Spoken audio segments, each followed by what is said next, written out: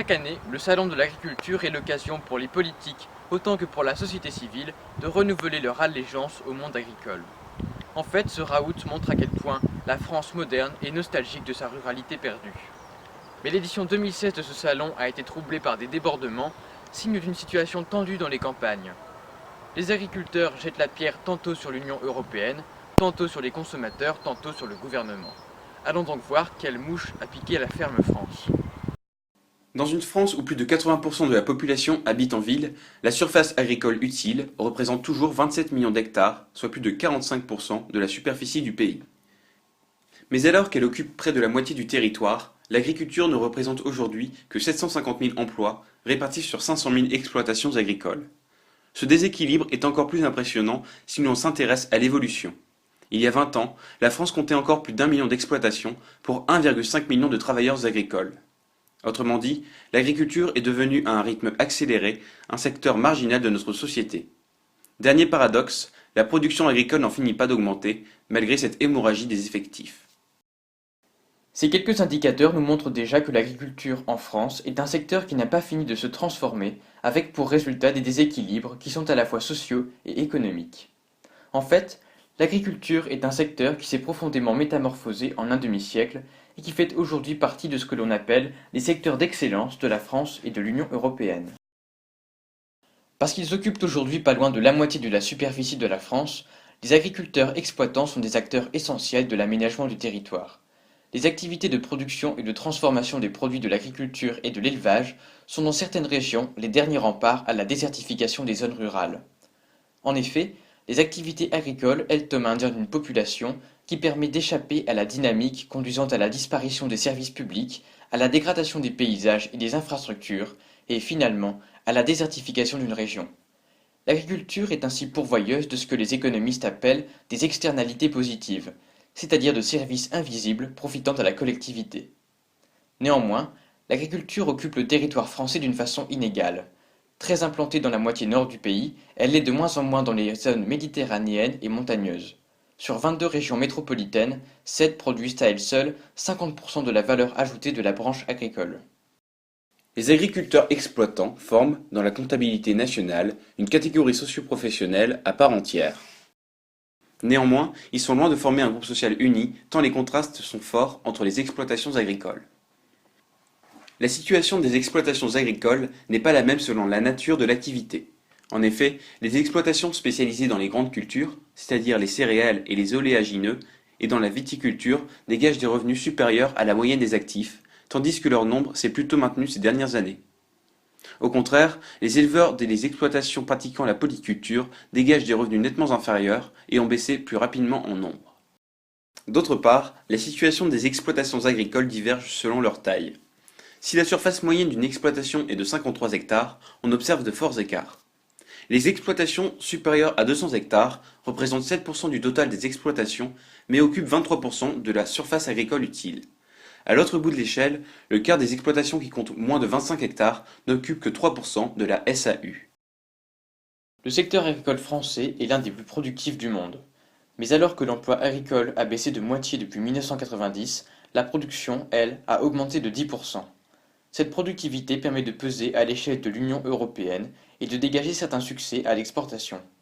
La France est en effet le premier producteur de produits agricoles de l'Union, avec 18% de la production et 16% des terres arables.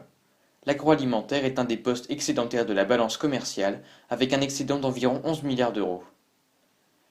Mais quoique productive, l'agriculture en France repose largement sur l'intervention des pouvoirs publics à l'échelle du pays et surtout de l'Union européenne. Les aides sont versées aux producteurs par l'UE sous le régime de la politique agricole commune, la PAC. Le budget de la PAC s'élève ainsi à 360 milliards d'euros sur la période 2014-2020, dont environ 55 milliards d'euros pour la France, qui est le premier bénéficiaire. Le ministère de l'Agriculture assure la distribution des aides de la PAC en France. Ces aides sont devenues indispensables aux revenus des travailleurs agricoles. Selon une étude parue en 2007, les subventions publiques représentaient alors plus des trois quarts du revenu des agriculteurs. Non seulement la PAC distribue des aides, mais aussi elle fixe des standards en termes de qualité et de pratiques culturales et tend aujourd'hui à promouvoir une agriculture davantage soutenable. Il est difficile de comprendre la profondeur des changements qui ont affecté le monde agricole, ni pourquoi les pouvoirs publics investissent autant dans l'agriculture si on ne prend pas un peu de recul. La paysannerie a longtemps été le groupe majoritaire de la société française et a pour cette raison été choyée par la République. Sous la Troisième République, les paysans tiennent le rôle d'archétype social. C'est ainsi en 1881 qu'est créé un ministère de l'agriculture autonome. Mais l'agriculture est un secteur où la France accumule jusqu'à la Seconde Guerre mondiale un retard considérable sur ses voisins. La majorité des paysans pratiquent alors une polyculture familiale de subsistance où les rendements sont faibles. Jusqu'aux années 1940, crise de surproduction et crise de sous-production sévissent en alternance. Cela explique qu'après 1945, moderniser l'agriculture de façon à assurer la sécurité alimentaire de la population devient une des priorités du plan. La question agricole devient la clé de voûte de l'unification européenne puisque la PAC est mise en place dès 1957, année de création de la Communauté économique européenne. Les pays européens mettent en place un système d'aide garantissant un prix élevé aux producteurs et encouragent l'agrandissement des exploitations, la monoculture et la mécanisation. Ce n'est que dans les années 60 que l'agriculture française devient l'une des plus productives de la planète, ce qui n'est pas sans créer de profonds bouleversements. En 1968, le rapport Mansholt préconise une baisse de moitié du nombre des agriculteurs dans la CEE en 10 ans. Dès 1972, les paysans ne représentent plus que 12% de l'emploi en France, contre 25% 15 ans plus tôt. Ces transformations aboutissent à un équilibre économique et social fragile qui nécessite une intervention minutieuse des pouvoirs publics. Jusqu'aux années 1990, ceux-ci interviennent pour désengorger les marchés agricoles de façon à soutenir les prix et distribuent des subventions à l'exportation. L'agriculture est ainsi un secteur résolument à part. Mais à mains égards, l'agriculture française est aujourd'hui un modèle à bout de souffle. Au moins depuis l'été 2015, les médias s'accordent à parler d'une crise agricole en France. Pour analyser ce qui se trame dans la ferme France, on peut distinguer données économiques d'une part et données sociologiques d'autre part.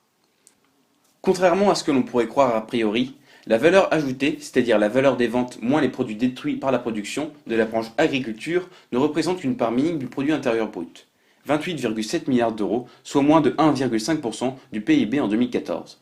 Les chiffres seraient encore plus réduits si l'on prenait en compte la dégradation du capital fixe, qui s'élève à 11 milliards d'euros par an. Plus inquiétant, malgré une hausse continue des rendements, la valeur ajoutée tend à stagner, voire à baisser. Ces performances mitigées s'expliquent par l'explosion des consommations intermédiaires, c'est-à-dire des intrants, terme qui regroupe surtout les aliments pour animaux, environ un tiers, l'énergie et les engrais, un dixième chacun, et enfin les pesticides ou produits phytosanitaires, qui représentent environ 8% de ces consommations intermédiaires. Les intrants se sont chiffrés à 47 milliards d'euros en 2014, contre 40 milliards d'euros en 2010, soit une hausse de 17%. Ce poids accru s'explique par l'utilisation croissante des pesticides et par la croissance des prix relatifs de ces intrants. En effet, le prix des consommations intermédiaires est resté stable entre 1990 et 2010, tandis que le prix de vente des produits agricoles produits en France baissait en moyenne de 20%. Les consommations intermédiaires sont aujourd'hui le premier poste de dépense pour les exploitations. Dans le même temps, la rentabilité de l'agriculture est mise à mal par l'évolution des prix à cause d'une situation de surproduction et de la guerre des prix que se livrent les grandes surfaces. Résultat, le revenu des agriculteurs est morose. Il représente aujourd'hui moins d'un cinquième des ressources, contre 40% en 1970. Cette situation a des conséquences bien concrètes, puisque un agriculteur sur 6 a aujourd'hui un revenu inférieur au seuil de pauvreté.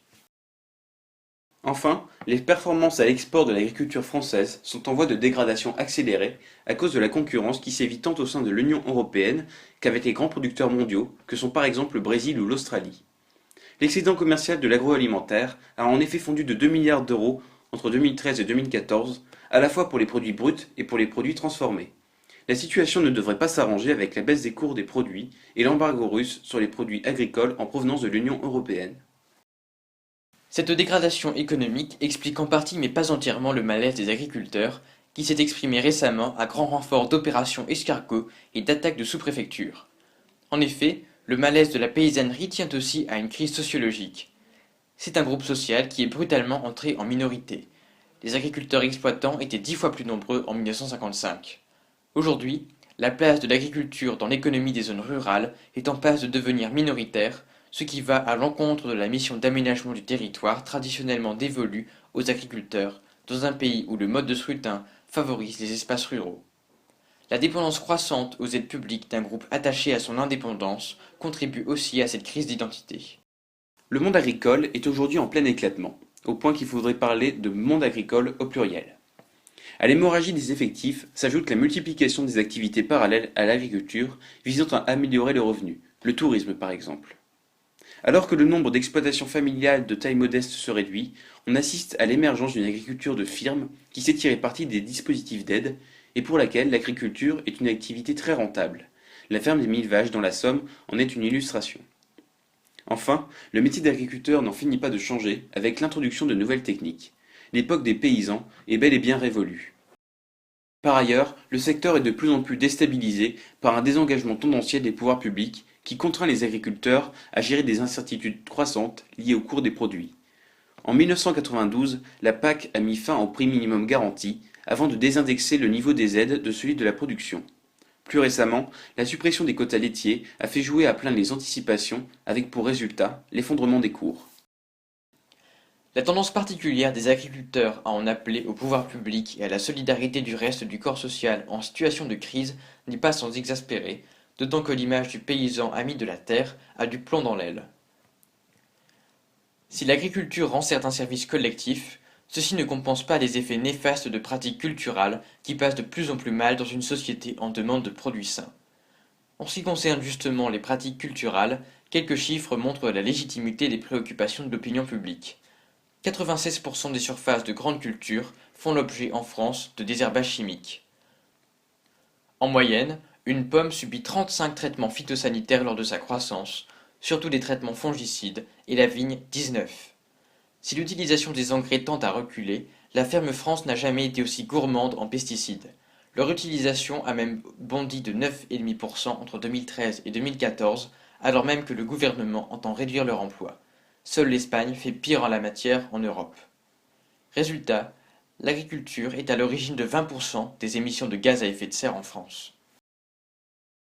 Ces pratiques culturelles sont à l'origine de risques sanitaires qui inquiètent. Ainsi, en février, un numéro de Cash Investigation consacré aux conséquences de l'emploi de pesticides dans l'agriculture a été visionné par 3,12 millions de Français, signe de l'inquiétude de l'opinion publique. De fait, les pesticides font partie des substances classées CMR, ils sont cancérogènes, mutagènes, c'est-à-dire qu'ils créent des défauts génétiques héréditaires, et reprotoxiques, c'est-à-dire qu'ils nuisent à la fertilité masculine. Les agriculteurs sont les premiers touchés par les maladies que créent les pesticides, un problème qui commence à être reconnu par la justice.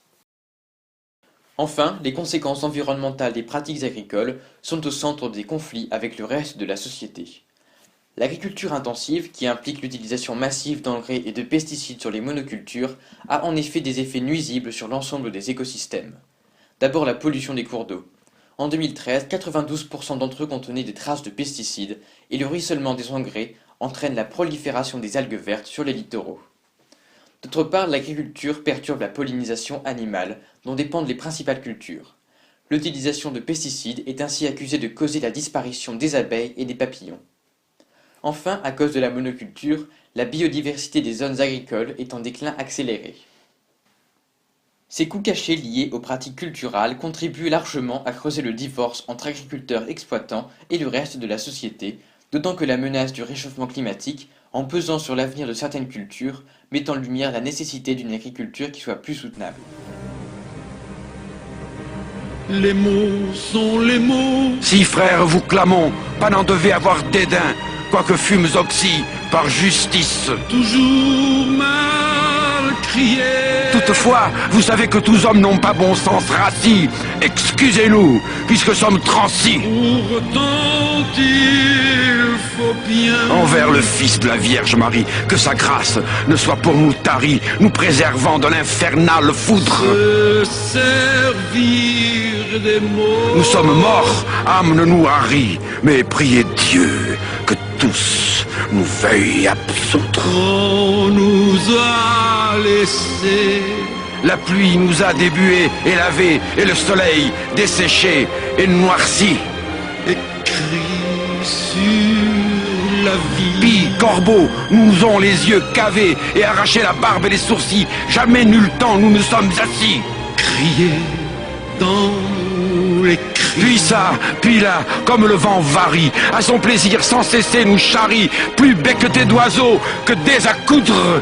des amants lassés. Ne soyez donc de notre confrérie, mais priez Dieu que tous nous veuillent absoudre, frères humains, qui après nous vivez, n'ayez les cœurs contre nous endurcis, car si pitié de nous pauvres avez, Dieu en aura plutôt de vous. Merci.